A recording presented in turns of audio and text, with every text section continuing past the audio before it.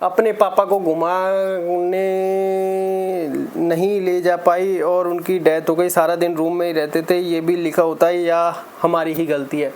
देखिए, कब आपको कहाँ जाना है, किससे मिलना है, वो कहते हैं ना, राम की इच्छा के बिना तो आप राम का नाम भी नहीं ले सकते। जब तक आपका बुलावा ना आए आप किसी मंदिर तक भी नहीं पहुंच सकते। देखिए, हर जगह की प्लेसमेंट ऐसे तो मन में हमारे बहुत सारे थॉट्स चलते हैं। मन में तो हम लंदन, यूके, पता नहीं कहाँ भी पहुंच जाते हैं, गोवा की ट्रिप भी करके आ जाते हैं, लेकिन क्या हम गए? नहीं गए। देखिए, मन यहाँ से तो आपके बहुत सारे थॉट प्रोसेस चलेंगे।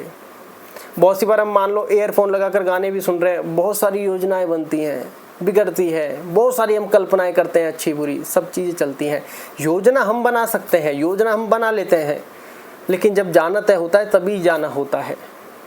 इसमें ऐसा नहीं कि मेन चीज़ है कि मन पर प्रेशर किसी चीज़ का क्रिएट मत करिए कि यार ये मैं करना चाहता था, ये नहीं हुआ, या फिर ये हो गया, ये नहीं करना चाहता था। मेन चीज़ है मन को प्रसन्न रखिए। बाकी जो काम जिस तय समय के लिए है वो हो जाएगा। जिसकी बहुत से लोग धार्मिक यात्रा करना चाहते हैं लेकिन नहीं हो पाती, क्यों? उनकी लिखी नहीं है धार्मिक यात्रा, वो कैसे कर लेंगे? क्योंकि जब ऐसे एक बार हमने कुंडली बनवाई थी तो उन्होंने कुछ कुंडली में ऐसे योग बताए थे, क्योंकि बिना योग के आप नहीं कर सकते। जैसे कुछ चीज़ें थी, जैसे आपको एक वैसे ही बताता हूँ, जैसे एक लड़के के घर पर ऐसे ही अनबन थी, जो मैंने पहले बताया। वो बड़ा चाहता भी था कि यार घर की कंडीशन ठीक हो, क्योंकि उसको नहीं पता था कि क्या है क्या नहीं है। तो उसने ऐसे ही मिला कि आखिर क्या है ये माजरा कि ऐसे बनती नहीं है। उन्होंने एक ही बात कहा कि तुम चाहते तो बहुत हो लेकिन बनेगी नहीं, तुमको यहाँ से बाहर जाना पड़ेगा, बाहर जाकर काम करोगे, ये सब होगा। अब मेन चीज़ें उसमें, तो फिर मैं बाहर क्यों नहीं जा रहा या जा पा रहा, कुछ भी लगाओ।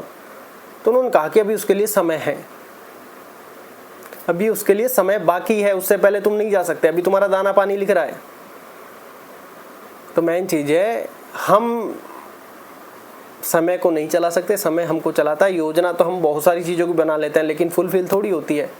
और जो फुलफिल हो जाती है, या तो हम उसकी योजना नहीं बना पाते, हमारी योजना के विपरीत हो जाता है।